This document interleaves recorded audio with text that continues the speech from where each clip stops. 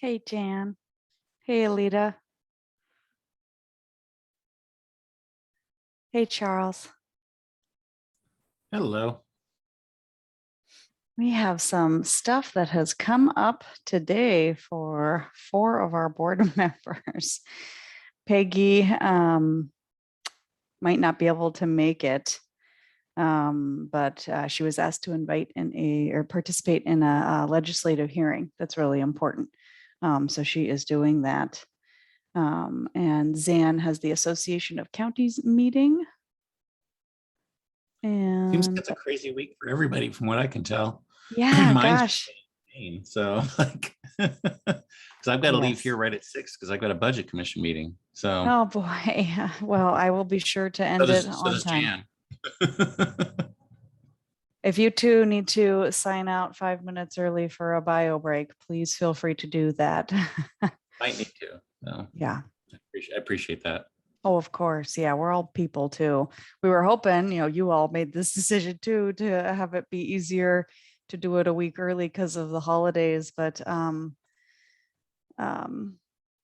yeah. And I'm assuming it is going to be easier, but right now I'm like, this week's rough. It's just, and same thing tomorrow. I've got a meeting and then I've got a meeting and it's after working all day. it's a joy. I like it. Keeps me out of trouble. What's your record, Charles? Five meetings in a day? 6? I think it actually might have been 6 if you count work meetings. Well, I had an adventure as of yesterday. I heard from the White City VA that they would have a bed available for the gentleman who's been sleeping on my doorstep. So my husband and I took off at 4 o'clock and delivered him there at 7 this morning. And that was cool. So he will not be sleeping outside tonight. Wonderful. It's been cold. 4 weeks it took to get a bed. Wow, Alita, Yeah, thank you. It was, I mean, I think I was so pesky that they decided they better give him a bed instead of keep having me call. Well, thank God for you, Alita. Thank you. Getting it done. Yeah, I had a guy, I let my dog out, it's like last week, I think it was. And also my dog ran to the right. And I was like, what's going on? And I looked over and there was some guy sleeping on my patio furniture. And, he was curled up and I was like, I called my dog and I'm like, I'm just gonna let him sleep. He wasn't damaging anything. He wasn't doing anything. I'm just like, he could just sleep there. I felt bad. Luckily, it wasn't as cold as it is now, but still. Never came back, so I don't know. Well, I will give another minute or two to start. We have 4 board members. I just got an email from a 5th. We have 5 board members that can't make it tonight for the most part. So want to make sure you have a 5. Make sure you have a quorum to go ahead and continue your meetings. Let's see, who do we have? We have 7 out of 17. And for our bylaws, a quorum's just a majority, right? Yeah. Good. And here's Bruce. Okay, great. Paula, let me check in with you about your audio for note taking. How you doing? Yes, I can hear you loud and clear. Okay, great. Thanks.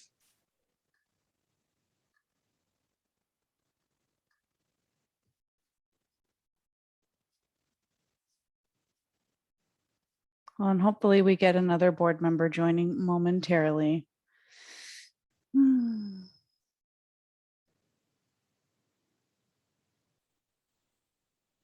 Should I call George? George is one of the folks who cannot make it tonight. He has already communicated with me, and it's understandable. While we're Hope waiting, everything's I have a okay with question. everything. Yes, Carol. Is the executive board thinking of responding to the city's various plans for how to spend the federal funds? There's been the the discussion about should it go for facilities or should it go for, or how much should go for aiding homeless people. And since we spent, the last 2 years talking about how to support homeless people, it seems like the board ought to take a stand on it, but I don't know, I'm never sure exactly where H.O.P.E is in terms of the advocacy part of this. And I don't know who else is on the executive committee. I don't see. The exec committee tonight would be Charles, Jan, Jim, Reese. Peggy cannot attend tonight. She is testifying at the legislature. Zan is attending the Association of Counties meeting. Yeah. Well, what did Charles and Jan and Jim think? I personally think it would be acceptable for if Hope, if I think we'd have to vote on as a board, but unfortunately, the majority of the board's not here. But if the board wanted to voice an opinion, I don't think that's a problem.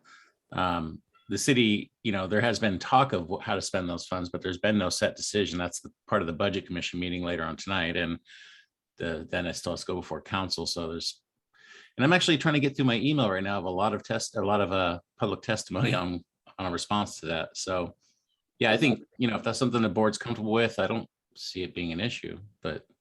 What about Jan? I mean, I guess you're both on city voice here. council. Do you have an opinion on this?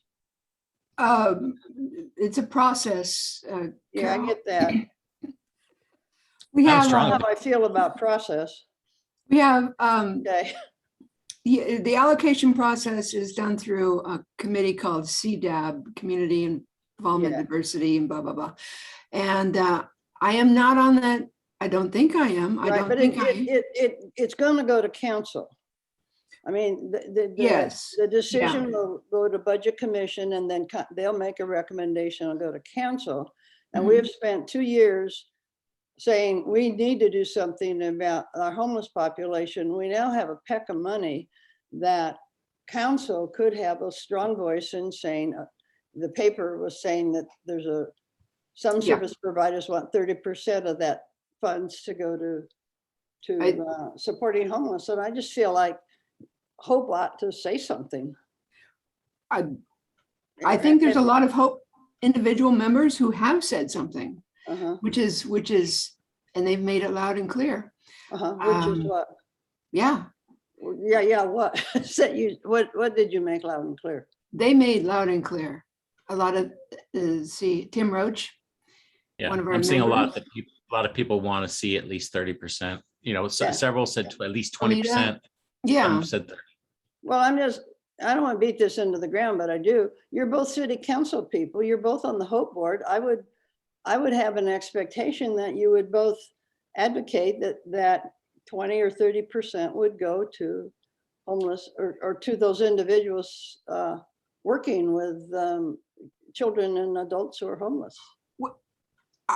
yes, it's, if we can have, in terms of Hope, it's data driven and it informs policy. And Right. so I am informed by the data. And I have a decision to make tonight. And what we'll probably do, Carol, is look at a big round number and not how it's like. Well, yeah, okay. I mean, I don't know how to spend it, but I know how much. I don't care about how. I just care that it doesn't all go for facilities. Oh, And this is our only chance to, unless it's building a shelter, but it's the one chance we Right. have to really make a difference. And if And the plan. Carol, I completely agree with yeah. you. Okay, I'm done. I agree with you. I'm looking at the statement from the U.S. Department of Treasury and what these funds are intended for. And I've been struggling with trying to figure out how that applies to facility needs. Because it talks about decreasing the spread of the virus and bringing the pandemic under control, replacing lost revenue. So, we did spend money during the so-called height of the pandemic, and I can see recuperating some of that cost. And then supporting immediate economic stabilization for households and businesses, and addressing system, public health, and economic challenges that have contributed to the unequal impact of the pandemic. So those are gonna be my questions for the Budget Commission. I want to see how what they're proposing is applied here, or vice versa. Okay. So, Alita, yeah, I asked Julie sort of the same question the other day, and what I was hearing is that Hope's purview is not to make proposals, but that's not to say that as individuals we can certainly have our voice out there. So I don't know, as a group, it seems to me and to many people in the community that say, what's the Hope Board going to do about that? It seems that it would be a logical thing for them to believe that the Hope Board could make a proposal. So, and Julie, you said really it's more in something that Zan would answer better. But I think the city and the county have their separate processes to make decisions about public funding, and the county is still figuring theirs out. Of how is this going to be a transparent process? Are we going to ask for any feedback from advisory boards on these different topics? How do we let people know they can go for this funding and what our decision-making criteria is going to be? And that is separate from the city's budget commission and their process that already is well underway, and they're talking about it tonight. So I'm sorry, Carol, but I'm going to have to table this discussion, and I think you can reach out to the executive committee members to talk about it further. But you do have other stuff on your agenda tonight, and you do have a quorum. So I'm going to go ahead and get your meeting started and share the screen. We've got some cool stuff to get through tonight that was requested by many of you. Let me start this. Okay. I see a couple members of the public here. If you want to make a public comment, that'll be in just a minute after we review the agenda for the Hope Board's meeting tonight. Here is the agenda. We'll do roll call and approve your meeting minutes that I sent out last week. I didn't see any edits come in from any board members. Your meeting scheduling next month is canceled. In January, you'll reconvene. I'm gonna go over 2 years worth of work. It's high level, don't worry, it won't be forever, and progress made in the community. And this was requested by many of you on the board and other folks in the community.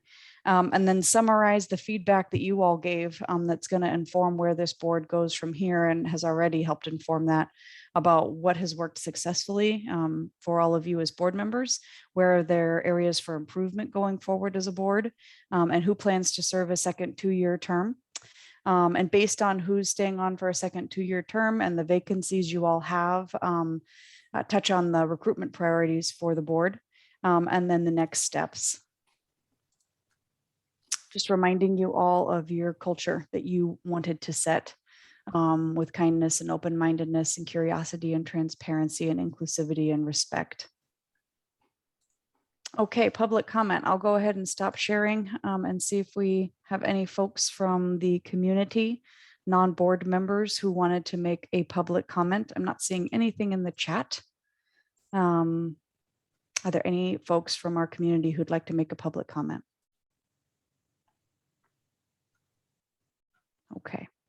Hearing none, I am going to go ahead and screen share again and move on. Just a reminder, oh, hold on, we have something in the chat here. Oh, thank you, Kenneth, you're observing. Appreciate you being here tonight to stay tuned. Next month, you do not have a board member meeting, and I canceled that meeting invite for the month of December. In January, you will reconvene again the 4th Wednesday of the month from 4 to 6 and start a new 2-year term for many of you, and there might be some new board members as well. Okay, so for your October meeting minutes, we'll use it as a chance to do roll call as well. Hopefully Flip has been able to join. And yeah, did someone want to make a motion? So moved. Was that Bruce? It was. Okay, sorry, I can't see everybody on my screen right now. Bruce moves to approve. Is there a second? This is Charles, I'll second. Thank you. Flip, you here? I know she had trouble logging in. Looks like she is not in yet, but she's been texting me. Commissioner Ojiro is excused tonight. Catherine. I am here, but abstain on the minutes vote. Thank you. Carol. I'm here and I support the minutes. I can't think the word. I'm Thank for. you. Bruce, Present and approve. thank you. Brian.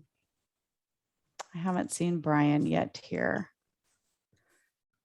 Anita is going to be an hour late. She's doing a training. Joel, Here and approved. thank you. George is excused this evening. Barbara, Here and approved. Alita. Alita, I can't hear you if you're Here trying and to talk. approved. There we go. Christina just texted. She is driving back from Monmouth and is running late. Charles, I am here and I approve. thank you. Peggy is testifying at the legislature right now. She is excused. I just received an email from Dharma Krishna with her resignation from the board, and I didn't get a chance to read through all of it as I was starting the meeting, so she will not be here tonight. Jim, Here and approved. thank you. Andrea, I haven't seen Andrea yet. Jan, Here and approve. thank you. Reese, Here and approved. thank you. And I listed Janie in case she was able to attend tonight, but she is stepping down from board membership for personal reasons. So she is not here this evening. Flip, I saw that you joined. How's your audio?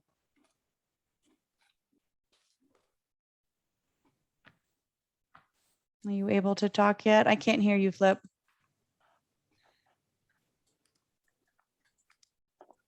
I can tell you're trying.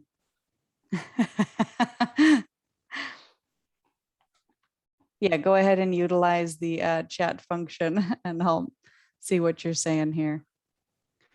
But your minutes pass. There we go. There we go, Flip. Okay, so I downloaded it on my phone. That was what took me so long. Okay, I'm here. Do you approve the meeting minutes from last month? Yes. Thank you. Okay, Jim. Julie, I go for should it. change my vote to abstain because I wasn't here last month. That's correct. Thank you for remembering that. Paula, if you can note Jim's abstention, please. Okay, your meeting minutes pass. We will continue on. Okay, so as you all know, you have been doing work for the past 2 years on data and research and community engagement and forming policy recommendations. That's a huge progress made in and of itself, the work that you have done to have policy recommendations unanimously accepted by the city and the county. But a lot of progress has been also made with our community providers and partners in tandem with this policy process happening. And so the executive committee received a lot of feedback and the community and other board members as well, asking, can you share the progress that's happened in one location with one kind of communication? And so I worked with a couple different folks to kind of go back and look at this whole housing spectrum that you all touched upon almost 2 years ago now, and say, where has there been progress across the board with prevention, with behavioral health, with crisis treatment, resource navigation, emergency shelter, transitional, permanent supported housing, and regular old affordable housing. And so I collected as much data as I could. This is looking back at like the 2020 gaps that a lot of you put a lot of time and effort into understanding where are our gaps. Some of these gaps have been filled over the past 2 years. And so I'm going to start with behavioral health. I'd also love to ask our board members. I am sure that I missed something. I put this together over the last 2 weeks. Please jot down a couple notes if you think of something that I forgot, because I know everybody probably has ideas that I might have missed. But our Benton County Health Department has really been recruiting to try to fill vacancies and expand programming. So here are all the different added programs over the past 2 years and the added FTEs to help provide treatment in our community with drug and alcohol treatment, crisis response. CORE stands for Crisis Outreach Response and Engagement, and we'll get to that in a minute. But more outpatient therapy and just more resources in general. Our Samaritan Homeless Resource Team added 2 new clinical social workers that work with Anita. And they are out there in the community responding and helping and vaccinating and helping folks navigate different things. And they got a new navigator position to support all over the Tri-County area. There's a couple different respite beds in different locations to help support those different folks.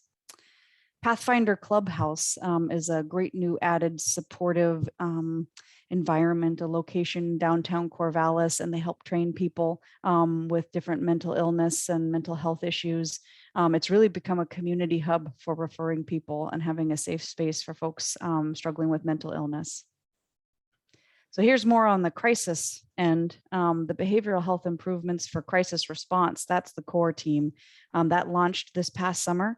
We have one person from law enforcement and one person from Benton County Health Department going out and responding to as many crisis calls as they can. It is limited at this point. It's a pilot. It's 40 hours a week, Monday through Friday during business hours.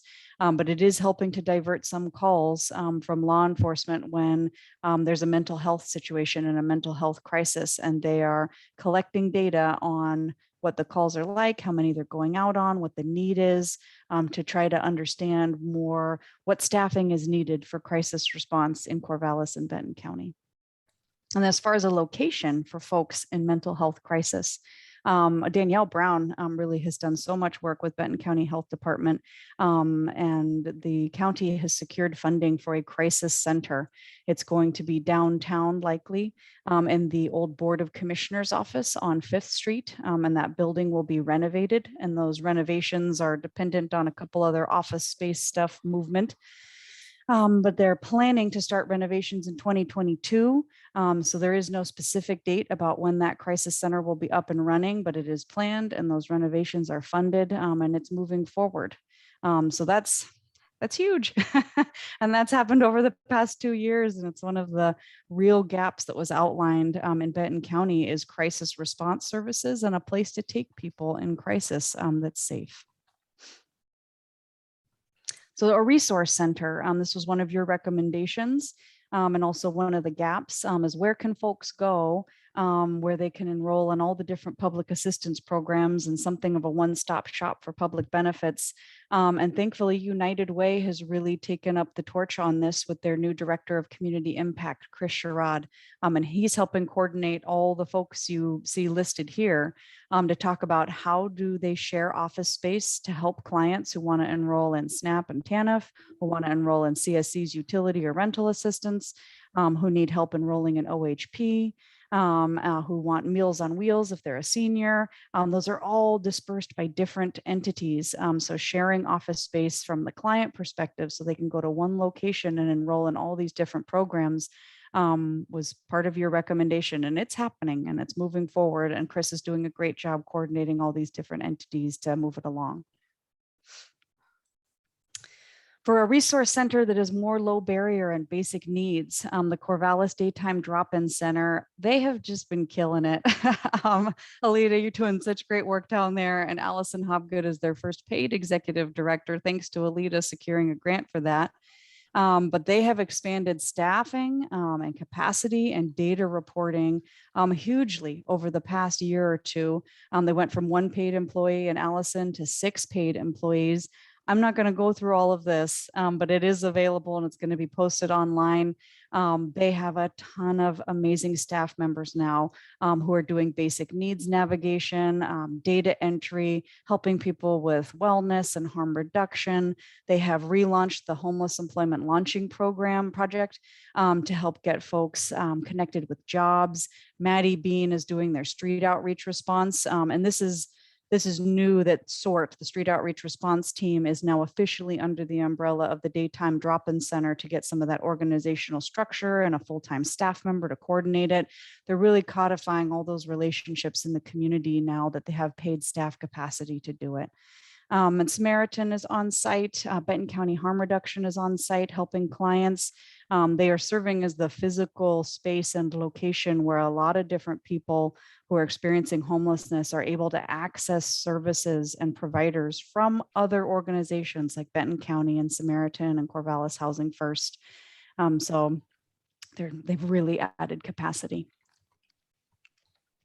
With emergency sheltering, COI has opened a new youth shelter area for 18 to 24-year-olds. And it's not just emergency shelter, it's their transitional transformational housing program with added space specifically for this transition age youth demographic. And they can live there for up to a year, like a lot of the other folks at COI, to help really stabilize and skill build.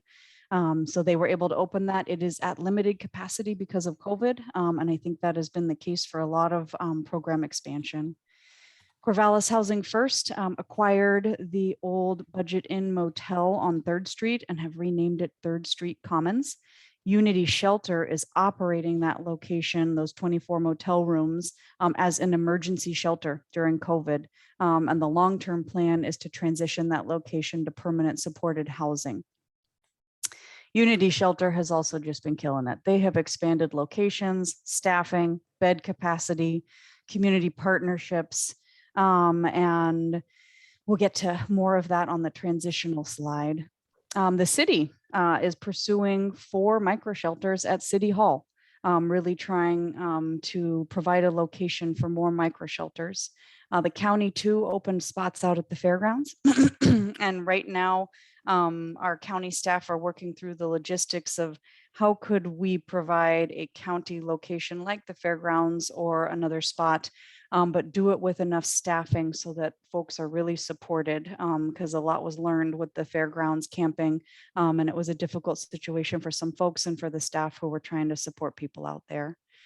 And then not here, but in Albany, and it, people travel and move around, and so this does affect Benton County. Chance took over operation of an Albany-based shelter called Signs of Victory, and it's now called Second Chance. And so they saved it from being closed by stepping in to manage it and take that over. And they also expanded their motel sheltering program to help folks who are medically fragile during COVID and people who need isolation. So this is a chart that Brigitte Olson, my counterpart at the city, put together based on feedback from all the providers listed there on the left with those different shelter locations. The only reason I put Cardova separate down at the bottom is because Cardova really serves a very specific population of folks fleeing domestic violence. So it's not open to just any person. But pre-pandemic, you can see we did not have the Budget Inn location, and micro shelters were not possible yet. And then this past summer, adding 16 units at the Budget Inn. Some are still under construction. It's actually 24 motel rooms. And then the micro shelters, adding 4 sites, and they're looking for an additional site.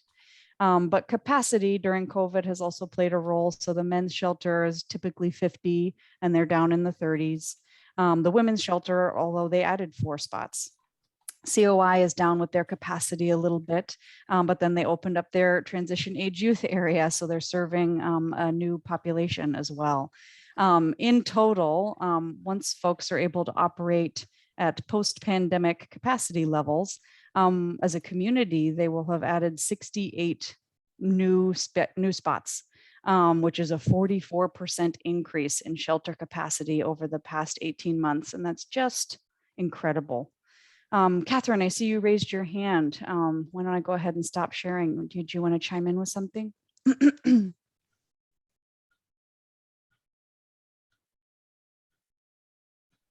Oh, sorry. So it actually was about that slide. Can you pull it back up? Is that possible? Okay, so on COI, I'm just curious on the numbers. They have a waiting list of 38, and I'm curious if it is because that demand is more specific to like the composition of families, for example, why that number stands out like it does on that waiting list, obviously outside of the micro shelters and the individual single couples. Is it because of that makeup of the family? I don't think I understand your question, Catherine. Okay. So when I look at this chart and I see COI, and I'm seeing that they have a waiting list of 38, is that correct? Is that the COI line? Yes, although that changes all the time, but that's the Okay. most recent information. So I'm wondering, as it relates to demand, is that because obviously we have 120 micro shelters, which are single couple type arrangements? Is the 38 for COI? Do we know if the reason for that 38 waiting list is because of the composition of more families, or do you know what I'm saying? So mixed, Yeah, where you might I have don't, children. I don't No have idea. an answer for that. Okay. I'm sorry, Catherine. Nope, that's okay. I appreciate that it's sitting there, though. It's just a question. Sure. Yeah, I see a couple other folks raise their hands. Hold on, who has hands up? Jan, go for it. I understand this is not confirmed, but I understand that the waiting list is not a robust waiting list, but it's consisting of names and phone numbers, and we don't know if those folks are still interested.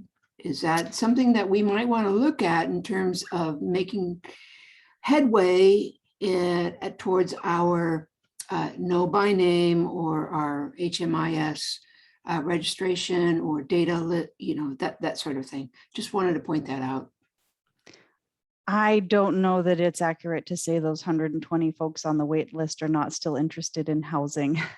So I want to make sure we don't say that publicly, because that's really up to Unity to say that. Yeah, Alita. Yeah, I think that the waiting list, you said your last data, but it's the last data I have is over 160. And you can be pretty sure that those folks that are on there aren't all the people that want to be housed. And if there's a few on there that still don't, that may mean that they're waiting for something else. So I think it's a pretty accurate number to say that there's a gazillion people out there waiting for the micro shelters and the budget inn, which only has X amount of capacity.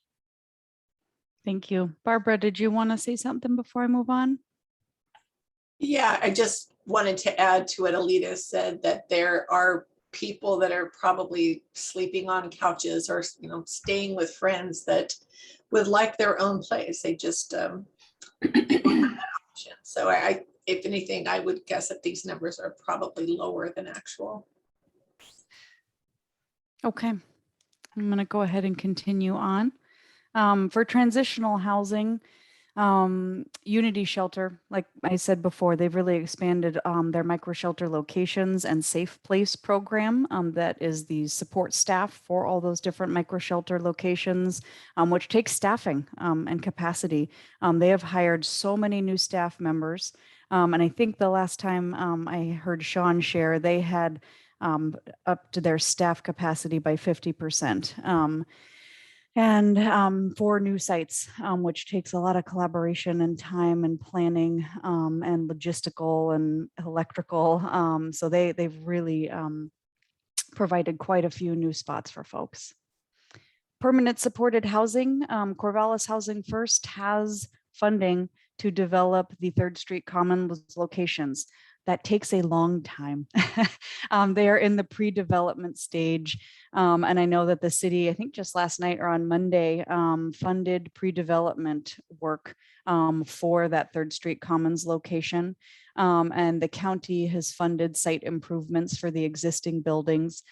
So as a community, a lot of people have stepped in to support this and help move it along. So great accomplishment there as well. For prevention and ongoing support, there's a couple different things that have happened over the past year. 170 emergency housing vouchers, prioritizing people who are literally homeless or folks experiencing domestic violence. And 2 housing navigators were added specifically for these emergency housing vouchers to help folks figure out where to use them, find a place, talk with a landlord, get them into that location, fill out the application. And 2 housing navigators, one of them is at CSC doing this work, and one is at Lynn Benton Housing Authority to do that work. So typically, I think Jennifer Sanders at Lynn Benton Housing Authority said it's about a 44% success rate with folks being able to find a place to use their voucher when they're trying to do it out there on their own and working full time. And the hope is that these 2 housing navigator positions supporting the people getting these 170 vouchers are going to have a better success rate than that 44%. And it might show really the need for housing navigators to help increase people being able to utilize their vouchers. Yeah, Jim, did you want to chime in just on this voucher one? Yes, just a quick question. Do you know how that success rate divides up by county? I don't know how that success rate divides up by county, but I know that Jennifer has been joining the data improvement work group that I've been helping to coordinate, and has been really willing and cooperative with helping to provide data for them and county by county. So if that's something that you're interested in, I can follow up with her. Well, the 170 is for both Lynn and Benton counties, correct? Or is that Yes. all Yeah, three it's for counties that. that CSC serves? No, it is just for Lynn and Benton that the Lynn Benton Housing Authority serves. It would be worth knowing, just because historically the housing authority, the Benton County has had a lower utilization rate than Lynn County because of the difficulty in finding housing. So the question is whether that applies to these special vouchers or not as well. Yeah, and I think more information will be unfolding. There's a bunch of timelines, like you have 90 days to, find a place, and then you can do an extension as well. So I think by February, we'll have more information about how many folks were able to find a place and how many have to return the voucher for somebody else who's in line. So we don't have those numbers yet. All right, thanks. Of course. The federal and state rental assistance that went to CSC during COVID has helped prevent a ton of homelessness. And we know that on the horizon, that might not be the case if those funds are not reallocated. But at least for the past 2 years, it has helped keep a lot of people in housing. And then Sarah Devine with the Corvallis School District, she supports a lot of families experiencing homelessness, and they were able to hire more family advocates for the Corvallis School District to support those families and help find them housing. So housing options in general, the city of Corvallis and Benton County have hired new staff in both community development departments that have affordable housing development experience. So many of you are familiar with Brigida Olson. She's now the housing manager with the city of Corvallis and is really leveraging her contacts in the affordable housing development world to try to attract more affordable developers here to Corvallis. And Darren Nichols is the new community development director with Benton County, and he has a long history of experience and a career really with affordable housing development. And so the expertise that he's going to bring at the county level will be a benefit too. There's been a lot of new state law, and that I think was the educational component for your September meeting. Allison from the Housing Alliance joined and shared all the different state laws allowing and requiring different types of housing, middle housing, and all different residential zones, and allowing emergency shelter siting with fewer zoning restrictions. And then state and federal funding. Brigida always says this, I've never seen funding like this before in her career as a developer for affordable housing tax incentives. They're really at the highest level that they have been in decades. So other progress, and I wasn't quite sure where to put this, but it does support all of the different goals of your HOPE board bylaws and values as far as equity and diversity and housing and helping folks from an equity perspective and supporting data. CSC has received funding to hire a new data analyst, and that person is going to help our frontline providers get trained to better enter data or help support them in entering data directly. So CSC is doing a lot of good out there on the data front. And our new equity, diversity, and inclusion coordinator, Joe Hahn, is going to be helping support across the different county departments in a variety of ways to help improve things.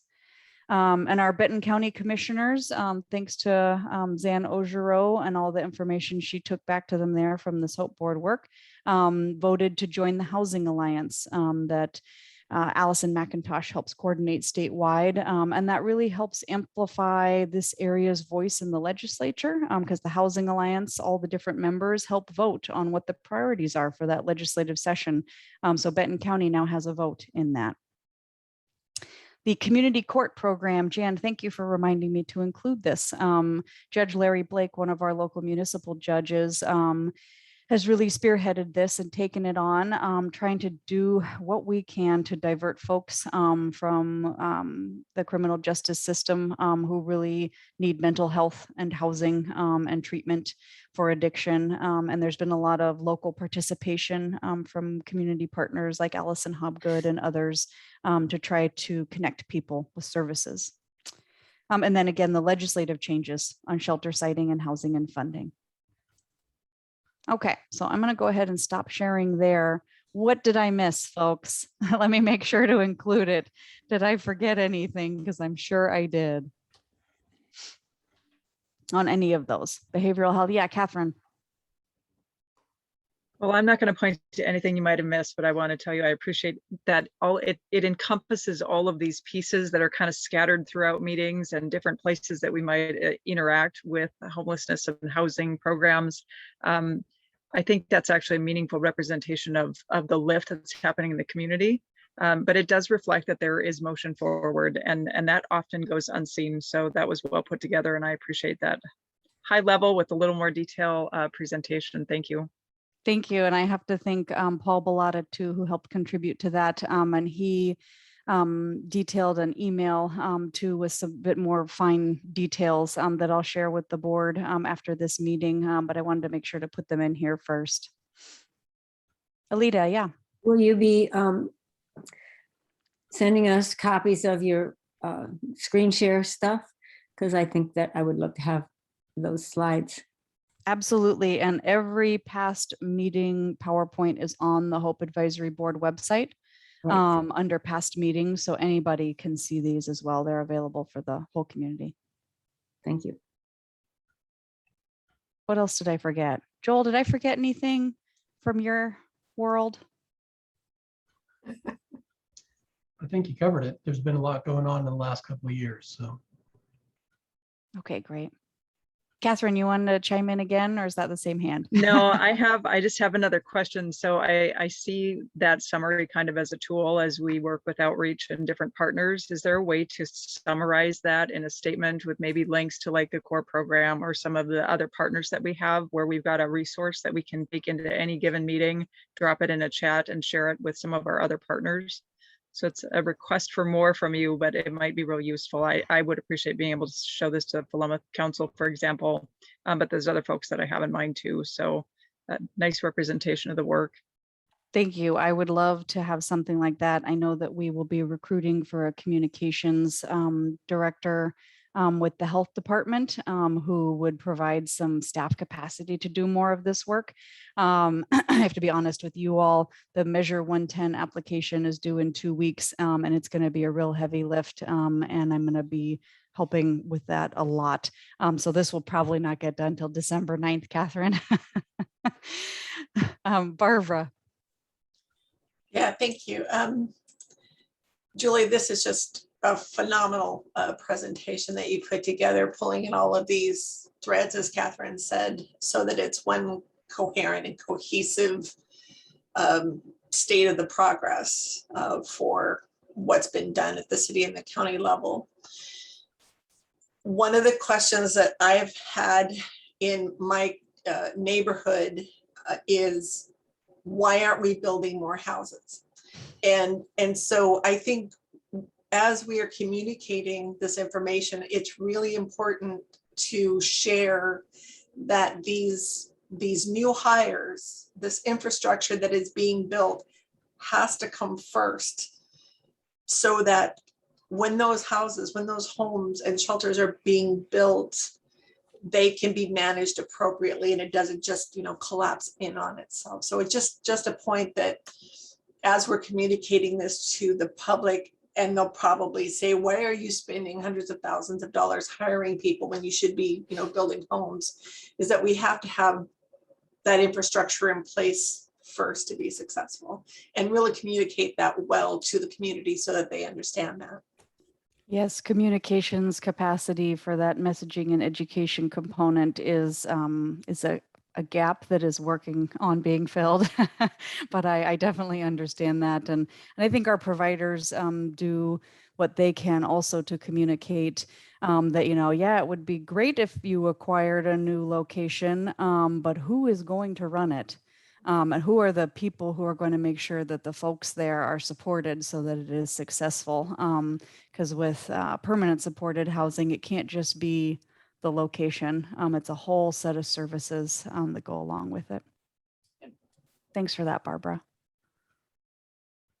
Did I miss anything else, folks, or is there anything else to add to the improvements over the past 2 years in our housing and services system? And George, I see you have joined. Thank you. Paula, if you can note that George is here tonight, that would be helpful. Okay. And George, I will save this PowerPoint as a PDF and make sure that it goes out to everybody so you can see the recap of all the stuff that's happened the past 2 years. Okay, so let's go ahead. I know that I'm talking a lot tonight, so I apologize for that.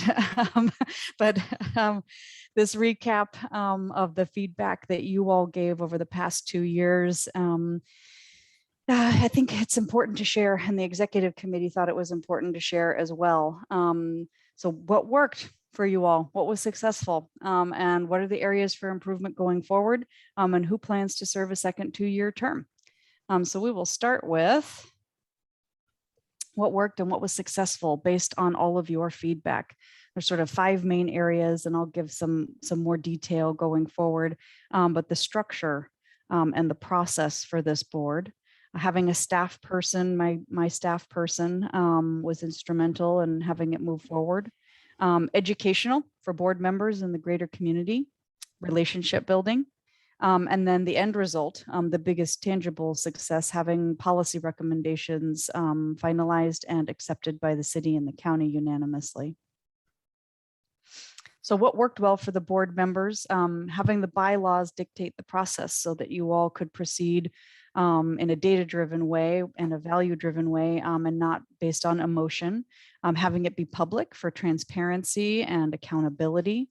And then I just noted a couple specific areas of feedback that were mentioned by more than one of you. Having that really formalized structure with the city and the county and high level representation from folks like Zan and Jan and Charles and Peggy McGuire, and having one venue to discuss all these different issues together as a spectrum. Hold on just a second. I'm admitting, I think, Christina. Christina, are you joining the meeting? Is that you on the phone? Hopefully it is. Chime in if you're able to unmute. Hi. There we go. Thank you. Paula, Yeah, if you I can just note got that back. Christina has joined. Thank you. Glad you had a safe drive. Thank you. More than one of you said that virtual meetings allowed attendance by more people and more locations and better frequency, and to continue going forward with some kind of hybrid. The work groups, many of you said that it worked well. It could allow you to hone in on the details and build relationships. It's also one of the areas of improvement going forward, so we'll touch on that too. And then the community outreach, engaging people, surveying folks. A lot of you thought that was very valuable to have that opportunity for you to get feedback from anybody who wanted to give it, and valuable to have anybody in the community who wanted to give feedback have an avenue to do it. Having a dedicated paid staff member working on homelessness solutions, I think, was mentioned by most of you. And really for these key areas of work, facilitating, pushing along, organizing, doing agendas, PowerPoints, leadership, managing personalities, staying on task and making progress. Paul, I wanted to make sure that you know that you were mentioned more than once with supporting the note taking and how great that is. Yes, thank you, Paula. You're getting thanks in the chat as well. Education. So the educational components and being educated about what's going on in the community. So learning about who the key players are and what's going on in our community and not just what's happening at the state level. Education about how government works and how advisory boards work and what their role is. That's also an area of improvement going forward. And growing to appreciate the expertise of other folks on the board and from some of the educational speakers from the city and county. And then having the DEI consultant helping people understand concepts of diversity, equity, inclusion, and how they apply in this realm. Relationship building, a lot of you mentioned that. I mean, relationships are how everything really gets done. Nothing happens without people to do it and people being able to call other people that they know and trust. And Bruce, I'm going to credit you with this last quote because you said that I could reference your name on these. You didn't need it to be anonymous, but I loved that you said relationships are what make effective collaboration and solutions happen over time. And then the recommendations were really your biggest tangible success. The previous stuff is a bit more intangible, like relationships and education and transparency and process. But having all of the city councilors and county commissioners unanimously accept your 12 recommendations because of the 2 years of work that you put in on data, the staff support you had, the community engagement you did, and the transparency of the whole process. All right, I'm going to stop sharing for a second and see if there were any questions about the areas that worked well for folks or any comments. I think y'all did a great job. That's my feedback for you. For a volunteer advisory board that meets once a month and isn't getting paid for this work, you put in a lot of time and did a fantastic job for the past 2 years. Okay, I will move on Wait, to Julie, Yeah. did you say we weren't getting paid? Sorry, Carol, not even with food. Wow. Thank you, sort of. Your cat pays you with love across the screen every meeting. I see it. Okay, let's move on to the areas for improvement going forward. Having some role clarity about the role that an advisory board plays. Obviously, COVID threw a wrench into everything. Can we get rid of COVID going forward? We're working on it. Having more staff needed to work on this topic.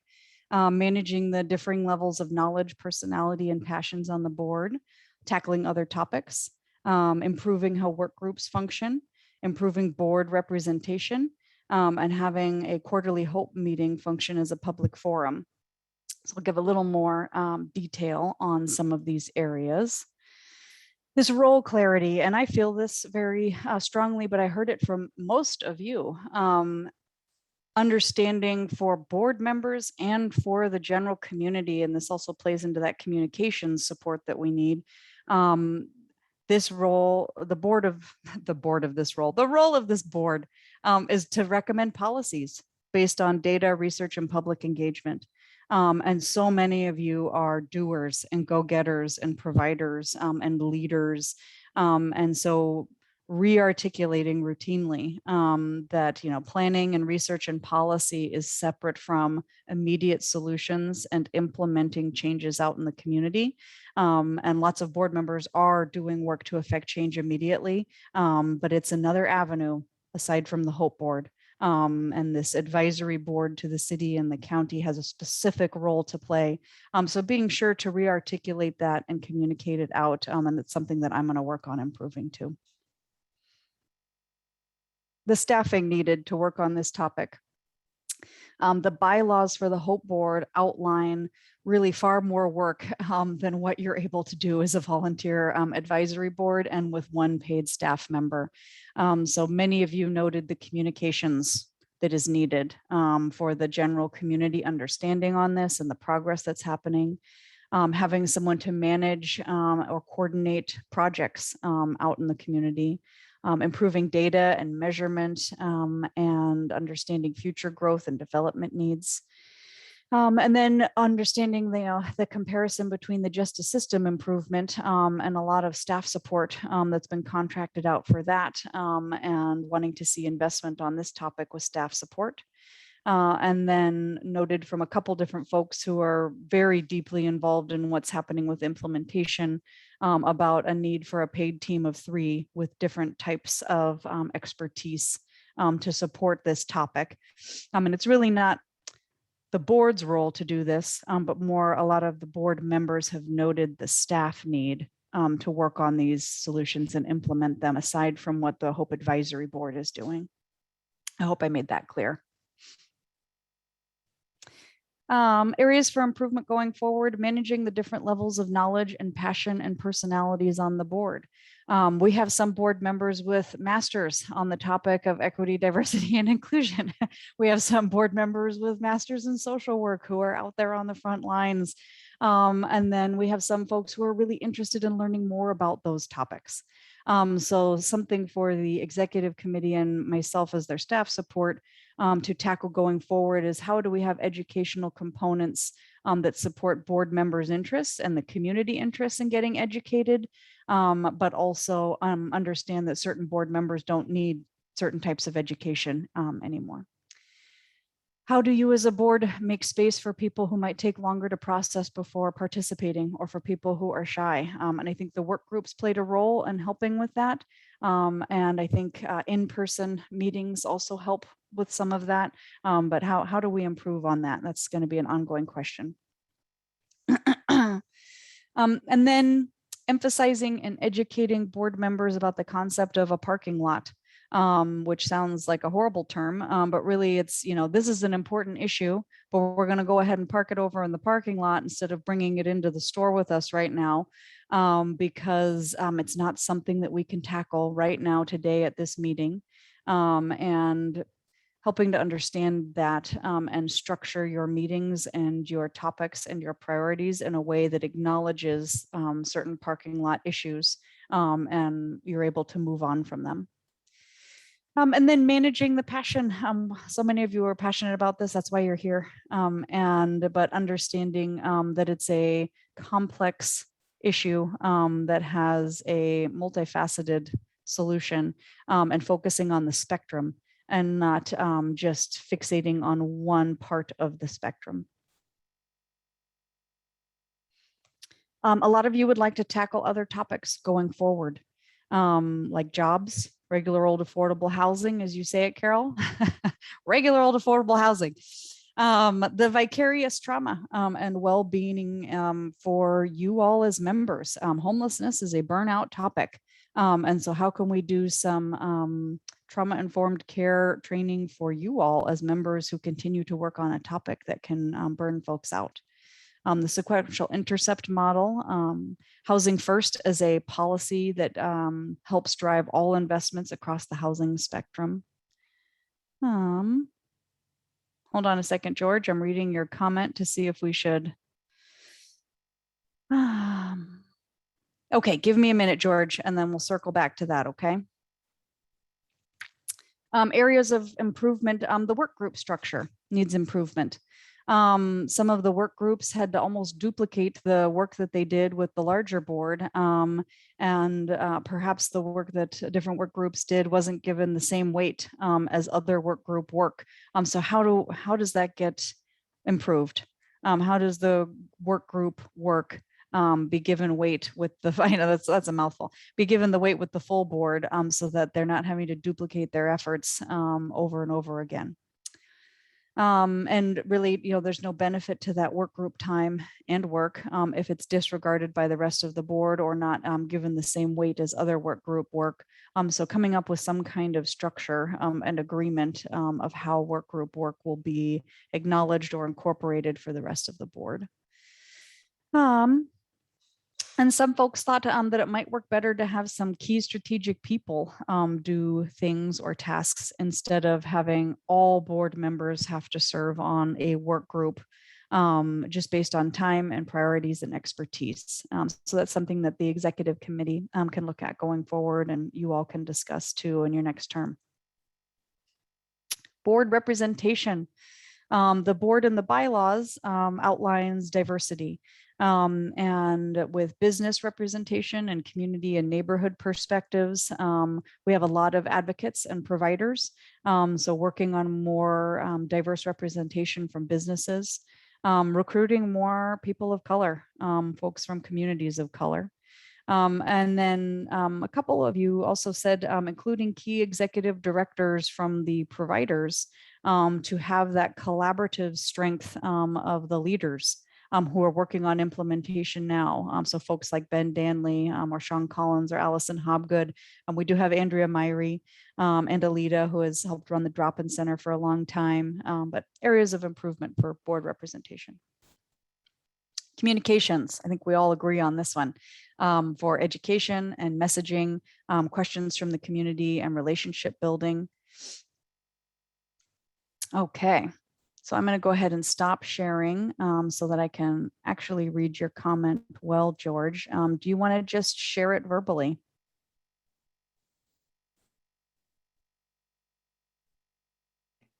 Let me get all the buttons pushed. Yeah, just a quick thought as we think about next steps. The big things, the lack of housing stock across the spectrum, from emergency shelter to supported housing, to those things. The emergency shelter and emergency and transitional pieces, it seems like we're making pretty significant progress on, and there's things in motion that are happening. What's taking longer time, and does take other longer periods of time, is looking and saying, how do we change the housing variety in the community? What are the things that work in terms of doing that, and what are the things that aren't working? Corvallis and Benton County have had affordable housing as a goal for the last 30 years. It's been a big thing. We've made some progress there, but there's still a lot of room to go. And in terms of number of units that are needed, it still looks about the same as total number of units as when we were looking at this back in the 90s, when we started neighborhood housing services. So that number hasn't changed much. So why isn't that changing? What are the policy things? Do we think there are policy things that are there? And should we talk with elected officials to say, are there specific things around these issues that you'd like to have a group of informed people look at in a much more deeper role to make recommendations? What would they be? And if not, or is it something, we shouldn't take that on without having support from the elected bodies that are supporting us? Thank you for that, George. We're going to get into a conversation about your next steps as a board in just a second. Other areas of improvement that I didn't fully capture. I tried to do my best to give a more high level. I gave a real deep dive for the executive committee. And I can also share out with this board all of the different areas of feedback in more detail. It's all anonymously consolidated, so I'll be sure to share that with you all. Okay. I will go ahead and move on to your next topic. Who plans to serve a second 2-year term? We have 15 board members continuing on the board, although I just got an email from Dharma Krishna that they're not going to be able to serve going forward for a variety of reasons, which is too bad. So I didn't have a time to update that slide. It came in right as the meeting was starting, so it'll be 14 board members. We have a new role member on the executive committee. The business community representative has been Christina Jansilla for the past 2 years. And Cindy Lolick from the co-op is going to be serving the second 2-year term for the business community representative starting in January 2022. We have board members who are moving on: Janie Tebow, Alita Haas-Holcomb, Flip Anderson, and now also Dharma Krishna Mirza. So there will actually be 5 vacancies on the H.O.P.E board. And the recruitment priorities, based on your feedback, based on the executive committee's discussions, and based on the representation outlined in the bylaws, would really be to target folks from communities of color, business owners, and people who have experienced homelessness. So I just wanted to take a moment to thank all the folks who have served for the past 2 years, people who are going to be moving on and not able to serve anymore. And I just wanted to give an opportunity, if you'd like to share what your next endeavor is. I'll start with Flip. mainly because yours is just so interesting. And I wish I were doing it. Yeah, my husband and I actually last Tuesday we got our permit from the Pacific Crest Trail Association, and we have our start date for March 17th to go from Mexico to Canada on the Pacific Crest Trail. So That is so I exciting. I'm really excited. Well, But good. I really appreciated this whole being on the Hope Advisory Board. I can't tell you how much to be able to be understanding all the things that go on behind the scenes and the dedication of people, volunteers, professionals. It was a fantastic opportunity to learn much more than I ever could. Yeah. Thank you, Flip. Well, best of luck to you. If we are still struggling to fill board vacancies, I will ask you to join in January and February if you would like to, so you can listen in. But board vacancies might be filled at that point. Okay, that's fine. Yeah. Thank you. And then Alita, do you want to share what your next chapter includes? Well, my next chapter doesn't preclude that I will not be involved with homeless issues, but I'm going to be a grandma in January. So I figured that I need a little time to devote to that sort of stuff, which I'm looking forward to. And I think that my role with you all has been to be a historical perspective, and that was very important in the creation of our strategies or our recommendations. So that feels like it's a good time to allow other folks in the community to get involved with moving forward on our recommendations. Thanks, Alita. And thank you all who've served for 2 years. I have loved working with you all. And I look forward to continuing on with the folks who are going to stay on the board. And Johan, thanks for being here tonight. I am going to work with him on recruitment and improving our efforts to recruit and retain folks from communities of color. I'm going to work with Kate Portia with the city on reaching out to business owners from the Black community to see if there's anything we can do to include more folks of color on this board. Okay, I'm going to go ahead and screen share to move on to your next item. And this came from the feedback in your one-on-ones, but it's a segue to your next discussion topic of, what are the next steps for the Hope Board, and some of the feedback that you all gave in your one-on-ones about how you as a board can support implementation of your previous recommendations. That communications one was huge. Doing some work to characterize the interdependence of the recommendations. And I'll give you an example that Barbara mentioned earlier. It's not enough to just build more shelter capacity, which would be, recommendation number 6. We need more emergency sheltering capacity for different populations. You also have to work on the staffing for it, which would be your recommendation number 4. We need more case managers and how to fund them. And then your recommendation number 1 of data improvements, we need to know what the capacity and need are. And we need to improve our data to understand how many units we need for couples or for different folks in different situations. So how are the recommendations interdependent on each other? Researching practices that can guide the city and the county and the providers who are working on this right now. With the city and the county, it's more helping to guide their investment in the recommendations. For instance, a housing first as a policy for all of the different system components and making investments guided by that policy lens. That's just an example. Researching best practices for implementing the different recommendations with respect to what does a successful timeline look like? Other areas that have stood up a successful shelter, like let's say Portland's Central City Concern. How long did that take? And what kind of funding did it take?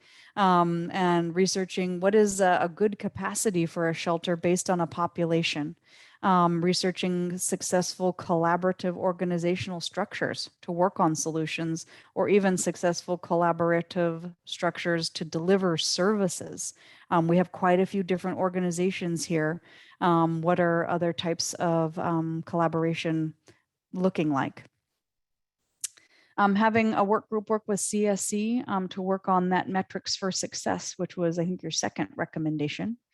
And then playing an evaluation role for progress of the system and progress of the recommendations being implemented. So those came out of your one-on-ones. And the three sort of key areas based on what the bylaws dictate and that you are in a volunteer advisory body. Yes, Carol, you're not getting paid. The evaluation role and the communication role and the research of successful models of collaboration and successful practices. So I will go ahead and pause there because this is your opportunity to discuss this further based on, what worked well for you, areas of improvement going forward, and the next steps for the HOPE board in how to support implementation of recommendations you've already finalized and that have been accepted by the city and the county, but that we're all struggling as a community with the capacity to implement. What role do you all want to play as a board? I will go ahead and stop sharing so that you can discuss where your priorities lie. I saw Jan raise your hand, and George, you're unmuted. So we'll start with Jan and then go to George. Hi.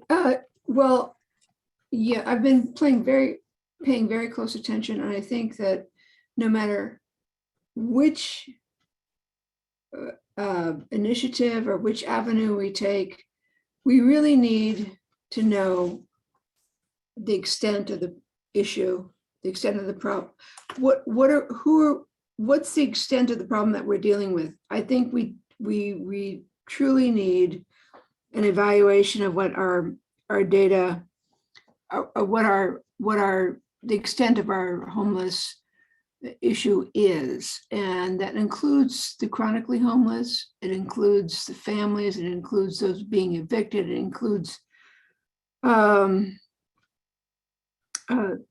number of situations. But until we really have a basis for understanding what the scope of the problem is and how that's divided up between sectors, we really can't approach this with strategically as well as we could. So that's my 2 cents.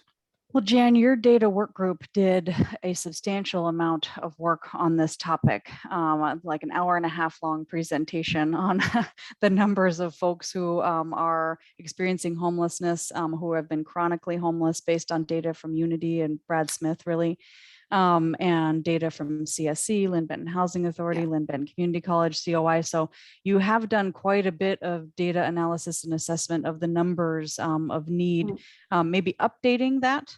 We don't have a system. We don't have a true system that's reliable and robust. I'd venture that. I might be wrong, but this is what I'm looking at, is that we need to know these people by name, by need, and what we can do to show that they successfully transitioned out of homelessness. So CSC manages the by name lists in the homelessness management information system called Service Point. And with their new data analyst hire, they're having more capacity to really have better data outputs on that, because all of our local providers input data into that. And so that's probably on the horizon in January. I definitely want to see that. Thank you. Yes. I saw Charles, you raised your hand. Yeah, but George was next. Yeah, George, did you just unmute yourself by accident, or did you want to chime in? I just unmute. I'm good. Carry on. Okay. Oh. Never mind then. My thoughts lately have been on more long-term planning. I think this board's done an excellent job of analyzing existing data that we have right now, kind of a snapshot in time, and identifying the most basic of needs when it comes to immediate sheltering. And we've looked at some other things like, healthcare and mental health care and drug addiction. But I think we're really going to have to start looking into long-term planning, thinking out 10, 20 years or even further, with things like the eviction moratorium coming to an end, The current increase allowable by state for 2022 is 9.9%. We see that kind of increase allowed annually, yet people's wages aren't going up that much, almost at all. And Hey, that's Charles, including- when you say the allowable going up 9%, do you mean rent increases? Correct. Sorry. Yes. So people's rents are being increased annually, and that's understandable. These properties are running a business. Maybe it'll cover their expenses, and construction costs go up, maintenance costs go up. But however, people's incomes aren't really going up. So that's going to contribute to additional stress, which, affects one's mental health, which sometimes can lead to resorting to drugs just to cope. And then obviously that's a downward spiral into losing your housing. And even if you don't resort to that, people's incomes are just never going to match the increased rent increases. That's every year, over and over again. We're going to continue to see this problem going into the future. And we're going to start thinking long-term, how do we stabilize that housing? What recommendations can we give? Unfortunately, just to local governments, because this problem is really obviously national, right? This is not a local issue. But what can we do as a city and county and as joint cities? We're not alone here, to try to curb this issue the best we can with the resources we have available, and what other resources may be out there to look further into the future to try to provide long-term stable housing, not just for the currently unhoused, but for the future people that are going to continue to struggle with that rent burden and unstable housing. Sorry, it's a long rant about stuff that I think about too much. No, what I'm really hearing, Charles, is prevention, like Right. long-term rental assistance, rent control, like the prevention of having more folks enter homelessness. Exactly. Because if we keep just worrying about the immediate reaction, this could be a never-ending battle. It's never gonna, the numbers are just going to continue to increase. Thanks, Charles. I see Catherine, and then Flip. I don't know if you were waving at me or if you're going to go next, but okay, Catherine, go for it. Well, so I want to support both what Charles and George have said. I know we hear it and we probably talked about it a lot here, but what is that long range plan and how do we address affordable housing? It's the same story, it's the same question, and it's two-sided here. It's the folks that can't achieve housing from homelessness positions that they're in. But the folks that are in that, so for Philomath, it's 38 to 40% are cost burdened or severely cost burdened when it comes to rent costs. So when we look at that long range planning, because I sit in that same space that Jan and Charles do, my question is how do we leverage the Hope Advisory Board capacity to a space where the conversation on affordable housing is easier to attain? We can get to a solution rather than just keep throwing it out there like a Frisbee going affordable housing, and pretty soon we've got a field full of Frisbees, but we're not really doing anything with it because it's just a big project. And in this space, City Council is all volunteers as well. So it's like a regional conversation on housing, addressing the needs that we know have existed and the ones that we know are going to continue to persist, perhaps increase. How do we make it easier to get to the other side of that for the policymakers? And how do we leverage the Hope Advisory Board position to help bring that conversation to the policymakers? Thanks, Catherine. I saw George and then Jim and then Alida. Thanks. It gets me, this conversation, when I hear things about, looking at more data and gathering more data and looking at economic development issues. How do we have more development around that? I think really what we're talking about is what we want is a community where people can prosper. We've got great economic development departments in the city and in the county. There's people that are assigned to economic development, but there's nobody that's assigned to prosperity. And prosperity doesn't just relate to people's needs to having a job. It relates to where people live, their ability to be able to afford living in the community they are, to be able to be in a place where a job can support you in the community, how everybody can prosper. And so things that can do that, we've been looking at this for 30 years. And the same questions about, well, we need more data have come up for 30 years. But what we know is there's not enough housing for people that are working minimum wage jobs.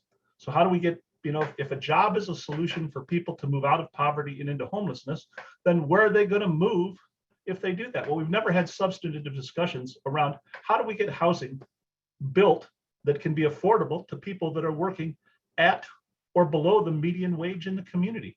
And any policies that deal to that are things that this group could look at. I think about zoning. I think about the land that's available. Is the land zoned properly? And I know the state's requiring some changes. So what can we do to zone more land? How do we bring more land involved? How do we get, if we're looking to if we're still thinking that private developers are going to solve this problem, that's why we're still talking about it 30 years later. They haven't. And so we've got to come up with new ideas. And that doesn't sit around gathering data about how we can make the system more effective so that people can move out of homelessness. If there's not a place for them to go and live that they can afford to live in with a minimum wage job, then all the effort we do is going to be for naught, because people are still not going to have a place to live. So I think we ought to be talking about what we can do to help people prosper and help communities prosper. Thanks, George. Jim, and then Alita, and then Christina on the phone.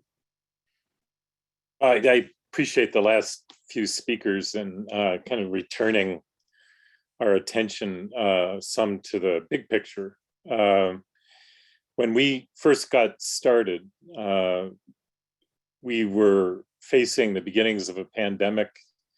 We didn't quite know at the beginning of our work together where that was going to go, but nevertheless, we were at the very beginning of our work, and I would say, I don't think it's unfair to say that we did sort of a quick and dirty analysis because we agreed we wanted to do what we could to make some immediate progress on a crisis.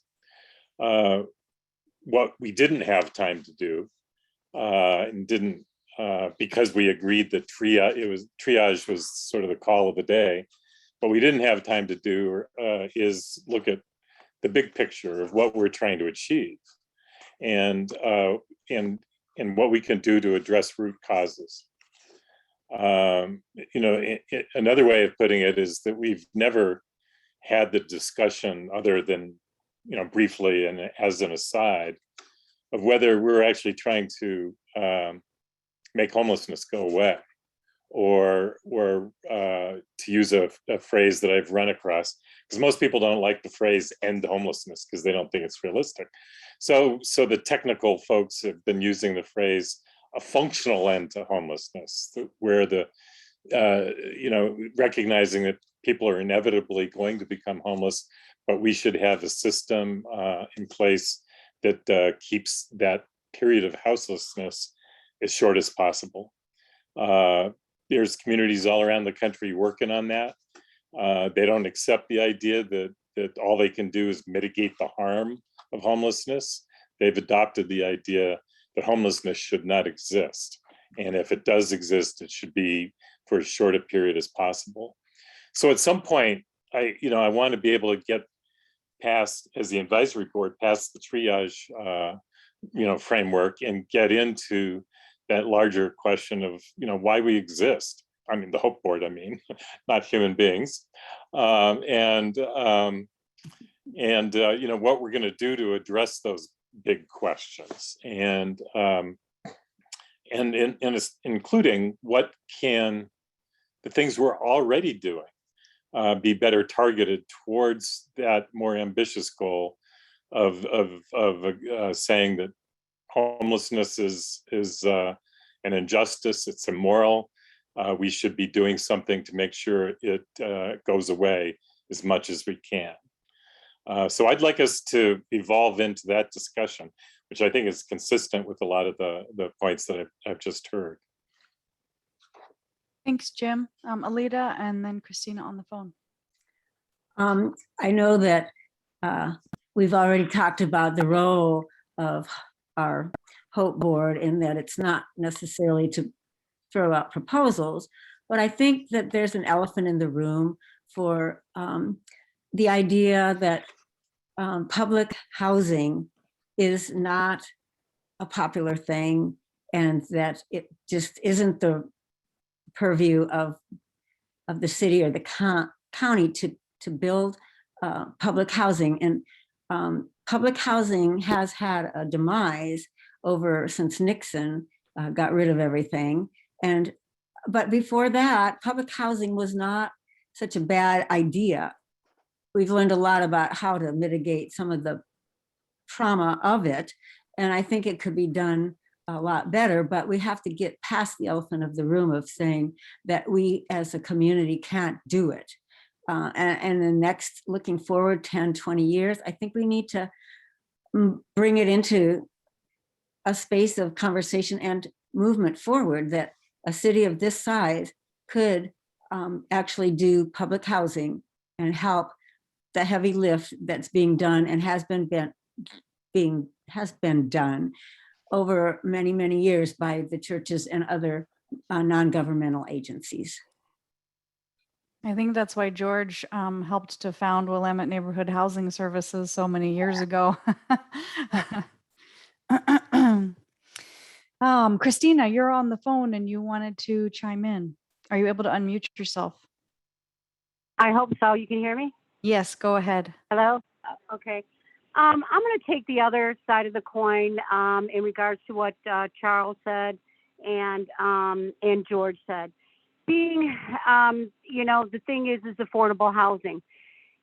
Today, it takes two people. As an employer, I pay my people $15 an hour. As a mom and pop shop, I cannot compete with cities or corporations that can go ahead and hire for $20 an hour. So that puts me at a very much of a disadvantage that I can't afford that. And then it's like I need workers here locally, and yet I noticed that even in Philomath and Albany, their rents are competing with Corvallis rent. So all in all, everything is a domino effect. And the only thing that some of my workers, and I will say, if it weren't for the housing vouchers, that's the only thing that keeps their chin above water is those housing vouchers. And you really have to be careful with public housing, because public housing has a very poor history, and they have very not the greatest outcomes, and it is a very high cost. So that would really need some, serious reflection if we want to go that way, and you got to be careful what you wish for. But as far as, George was saying, economic prosperity, you're asking when, minimum wage. The minimum wage is $12.75. You go up to $15 because you have to keep workers, and then my costs have got to go up. But then, like I said, they go someplace else. Somebody's paying more because there's a shortage of workers. So just for you all to know the other side of the coin, that it's not so easy to say, minimum wage and it's poor. It takes two people nowadays just to afford rent. It really does. And God help them if they got children and they have food stamps. So there's a lot more to it than just a blanket statement of, minimum wage. And think about the mom and pop shops and a lot of the, all the shops that we have here in Corvallis, business owners.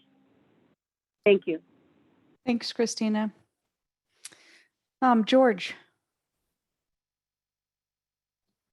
I appreciate what Christina is saying, and it shows and says that we need to really help people understand that when we talk about public housing, all public housing means is that we're subsidizing rent or subsidizing property, subsidizing process of it.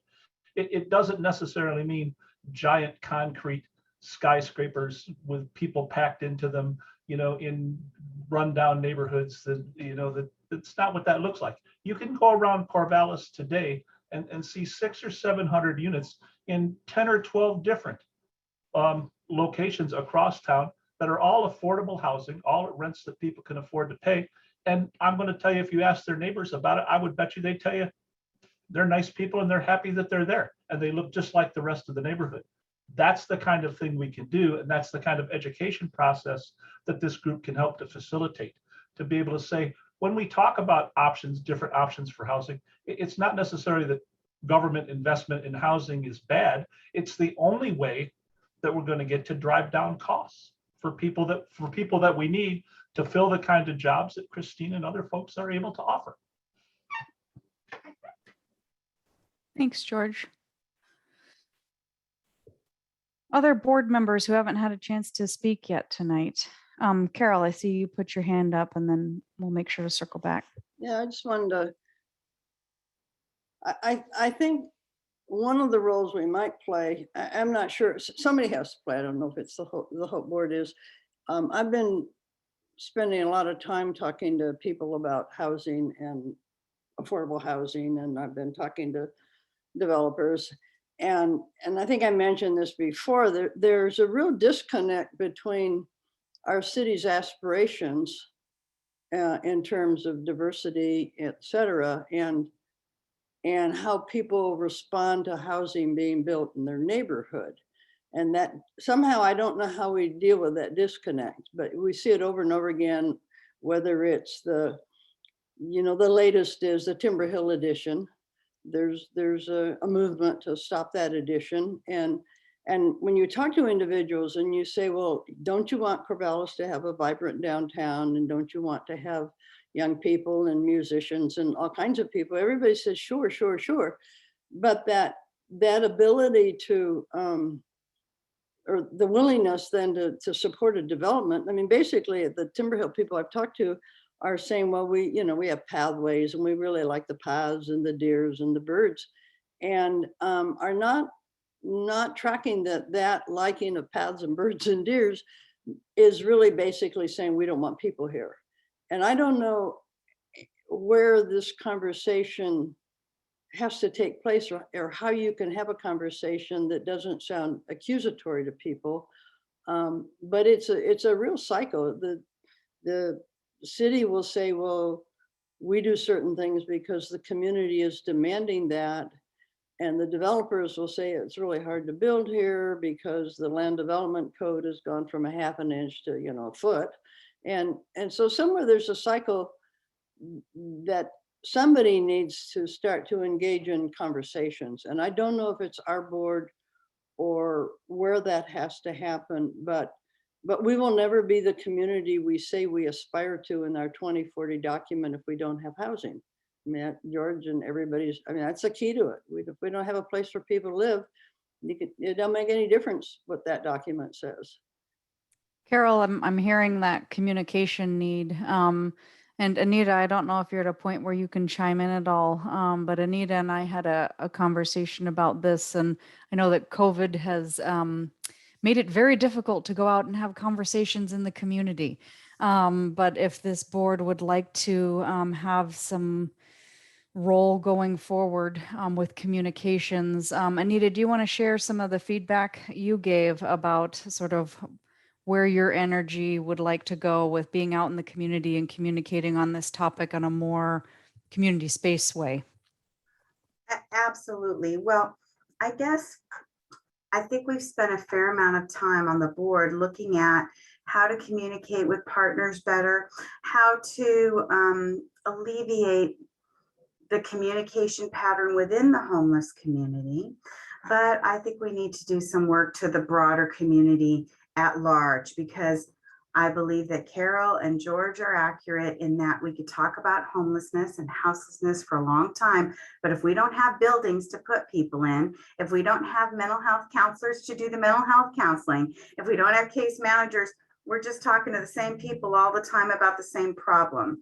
And in order to get those affordable living spaces built and to attract mental health providers to our small community, I think we need better dialogue with the greater community, because there are conflicting sentiments. I think Corvallis is a very progressive, forward-thinking town, and still, right? And still there's that hesitancy to make that commitment of either land or natural space or whatever it may be. And I don't know how that's going to change if we don't meet people and try and, I don't want to use hierarchical language, but elevate the dialogue a little bit.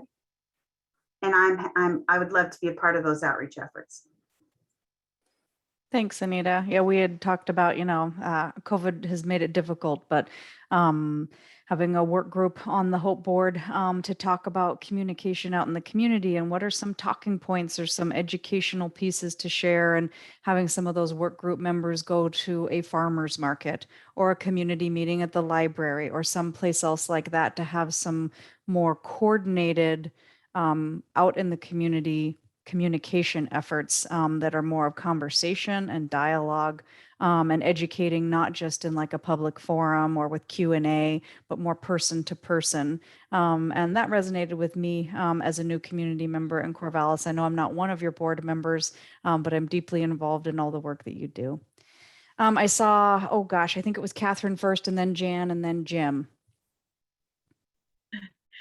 Well, so I love what's being talked about here. I think it's important. I think it really is pointing to that high level planning conversation and communicating what that looks like. So if we look at the reality is we need more housing. How do we frame that? In order to, how do we look at model communities that have succeeded in building affordable housing that's attractive, it's welcoming, it's a place you want to live, while also addressing green space needs and paths and, that outdoor recreation conversation. There's successful models of that in communities and it can be done. It does go back to also, how do our cities subsidize this type of development? So is it SDC waivers? Is it we collaborate with partnerships in purchasing of the land? Whatever those type of metrics look like.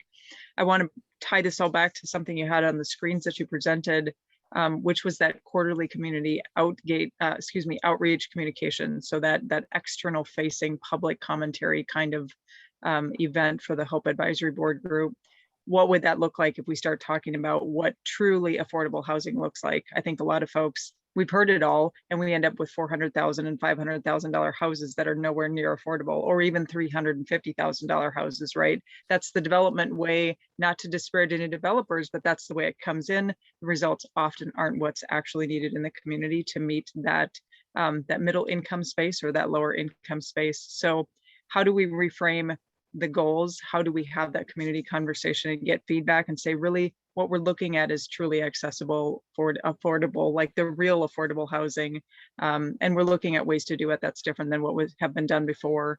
I'd love to see that be one of our priority topics. It's an overarching planning conversation. And that might take us a long way. And where do we go with our next steps, both policymaker and community engagement wise?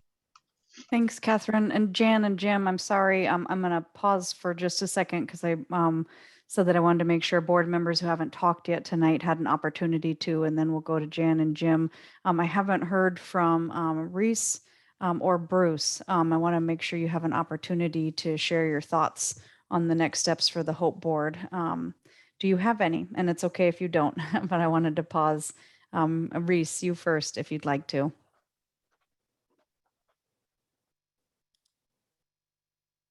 Okay.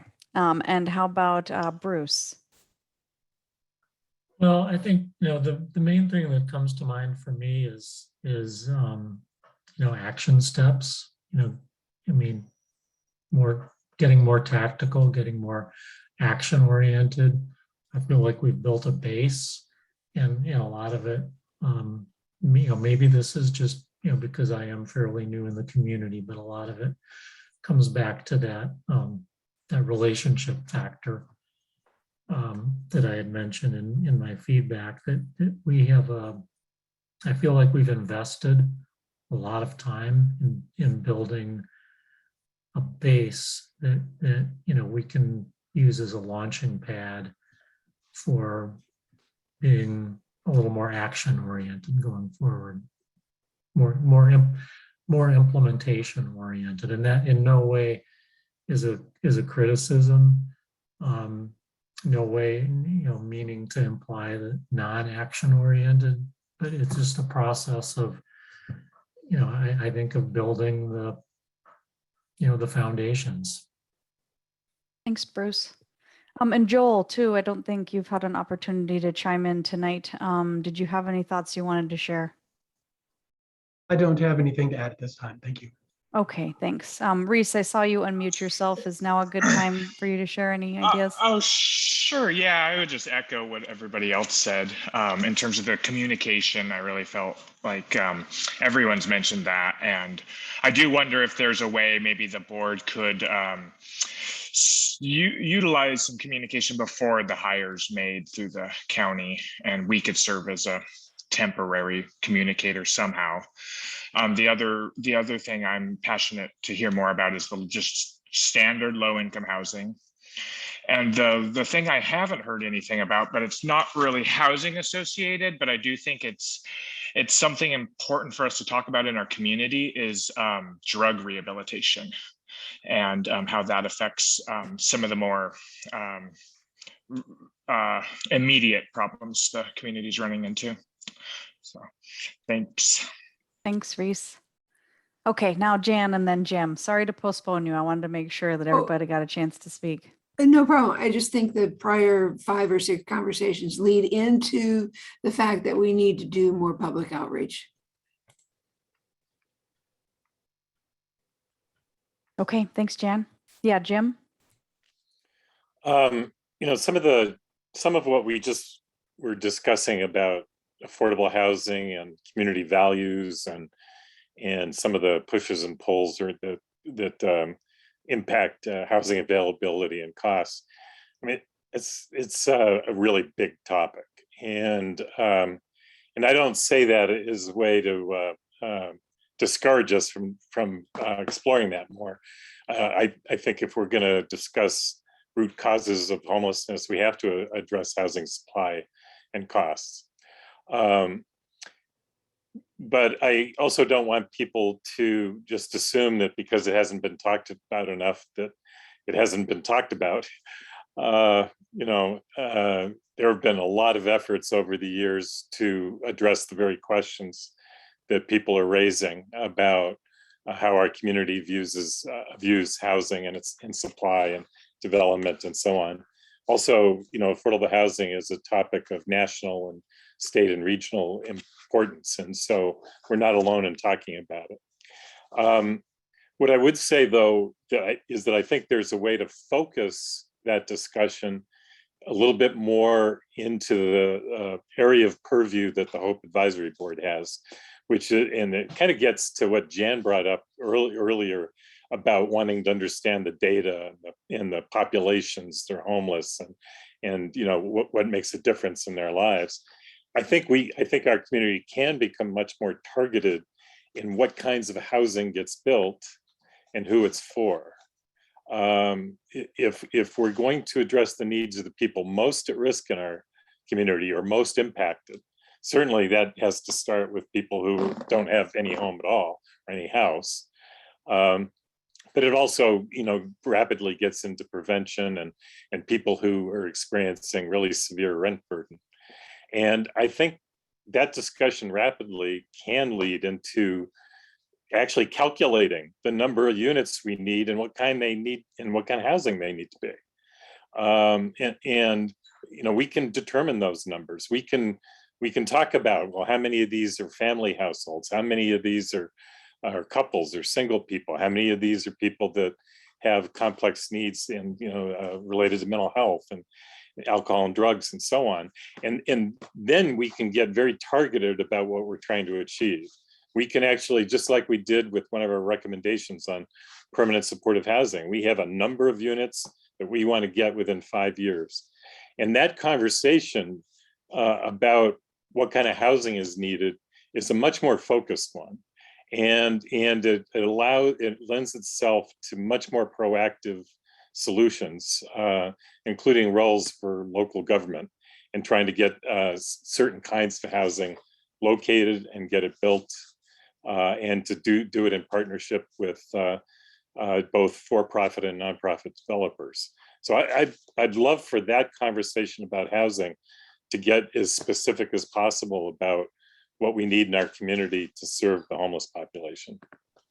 So I need to share an update with you all.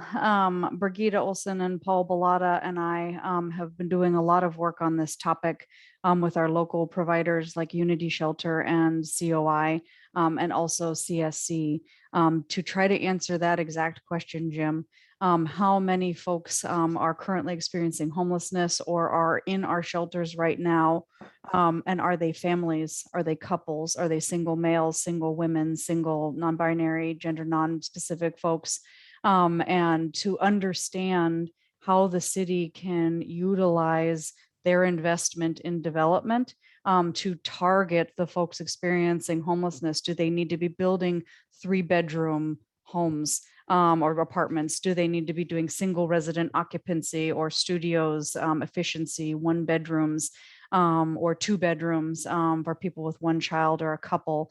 And so we are working on that right now.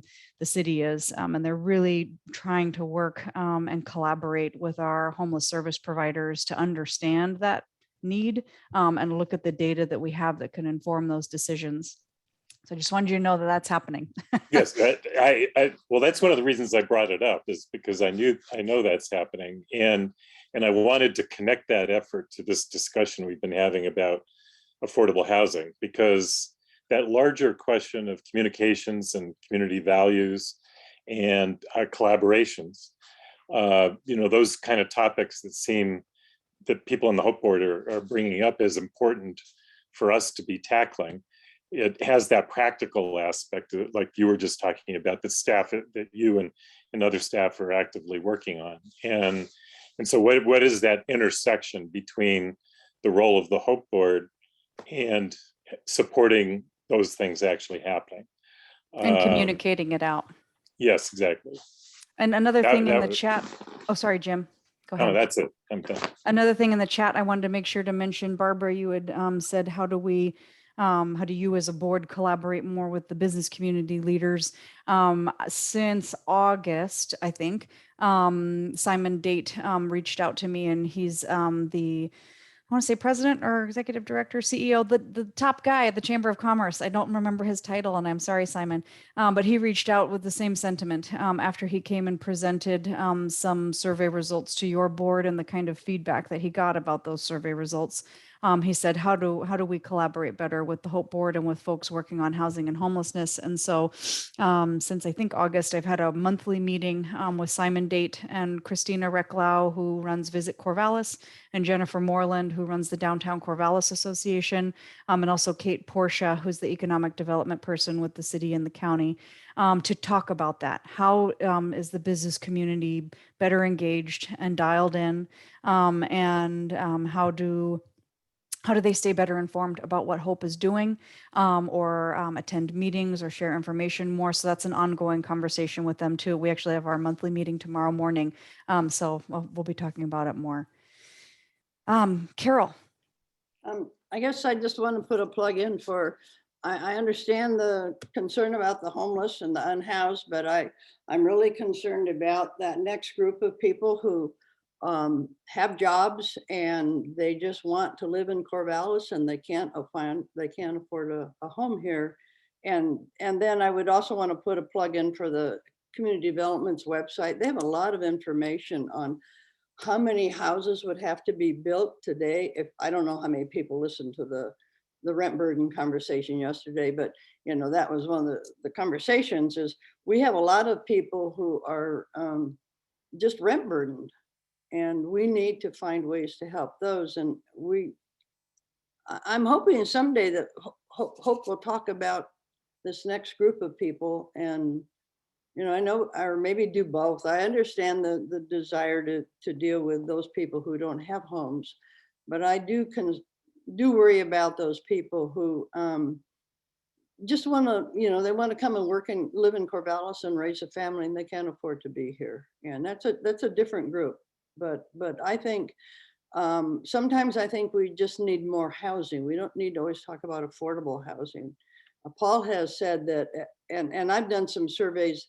The people who are moving in Ponderosa Ridge, I'm asking them, quite a few of them are people who are in Southtown that have had a child, and so they're moving up. So sometimes, just even though those houses are expensive, they're freeing up some other homes that are less expensive. And Paul has said that some of the students, as more student housing is built, some of the students are leaving the houses around the campus that were for low-income families, and they're moving into the retreat and some of those other places. So there's some subtle movement here going on, and community development has just a peck of statistics that before we go out and do a bunch of stuff, we need to look at what they've done.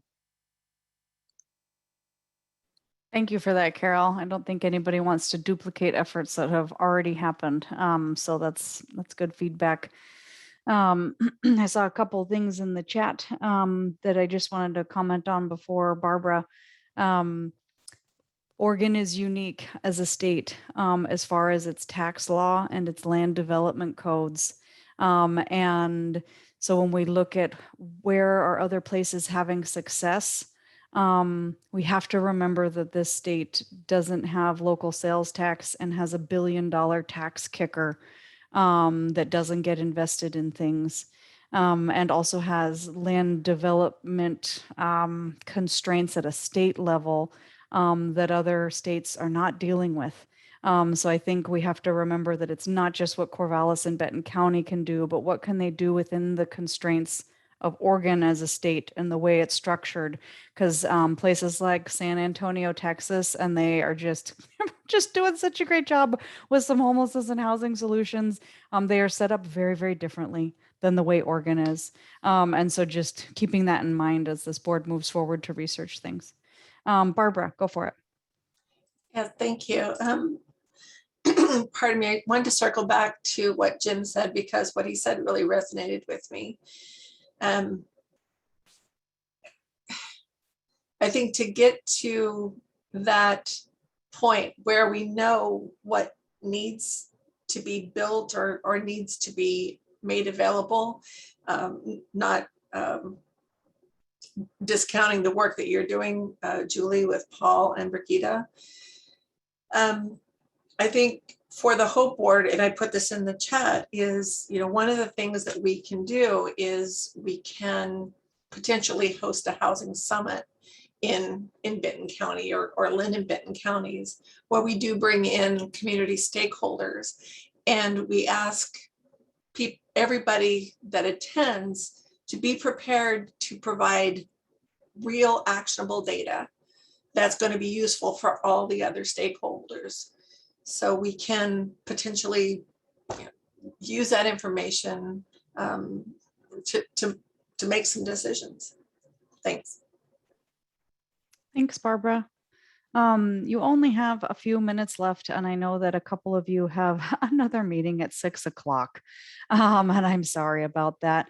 So I'm gonna share my screen one last time to make sure that you are able to see the next steps. Sorry about that. Give me a second. Just a reminder that your next month's meeting is canceled, and I'm going to be doing what I can to send out recruitment materials and to help recruit for more board members. It sounds like we might have 4 or 5 openings for your board. And taking all this information that you have all shared, your feedback about where you'd like to see the Hope Board go, and what the next steps are. The executive committee is going to discuss that in December and January as well. Just wanted to make sure to share that before we have to wrap up soon. Jim, go for it.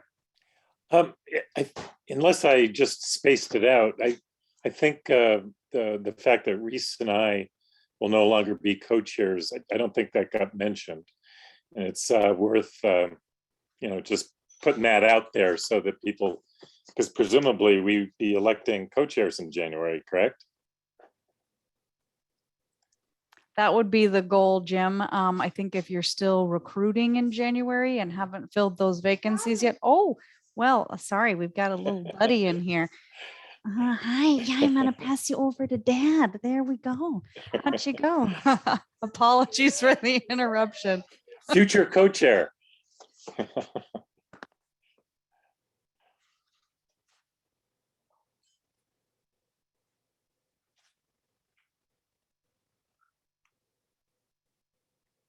I'm so sorry. I hope somebody recorded that. I love it when kids interrupt. That poor guy was like a CNN anchor and his kids came into the room. But yes, I'm sorry that I didn't include that, Jim. Jim and Reese are both gonna continue on the board, but make space for other folks to serve as co-chairs. And what that really means is that you would be on the executive committee and meeting with them once more per month. I know there might be some interest with a few of you on the board in entertaining that idea, or at least chewing on it. But if recruitment is still really underway come your January meeting, you might all decide to wait one more month and elect co-chairs in February if there's still like 4 or 5 more board vacancies that are in process.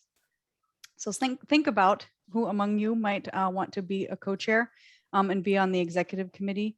You would help with agenda setting, communicating to local government, and deciding on board membership as far as who fills board vacancies. Those are the 3 key areas. Let me ask one more question too, because it affects who's here in January. Is it possible, Jan and Charles, that the mayor will change appointments effective in January? Or do you know? I hope not. Okay.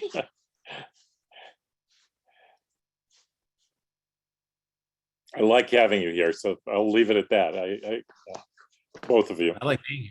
So no, I will definitely be urging the mayor to keep me here. So. Likewise. All right. Well, thank you all for your 2 years, the first 2 years of this new advisory board to the city and the county. I have loved the work that I've been able to do with you all and support you all and amplify the work that you're doing. And I am going to be improving going forward based on all of your feedback. And we will reconvene in January. The executive committee will continue to meet to discuss board recruitment and new members. But for the rest of you, those who are signing off to go hike and be grandparents, thank you. And I will see the rest of you in January. And I'll be doing work in between now and then, guaranteed. Okay, take care, folks. Thank you.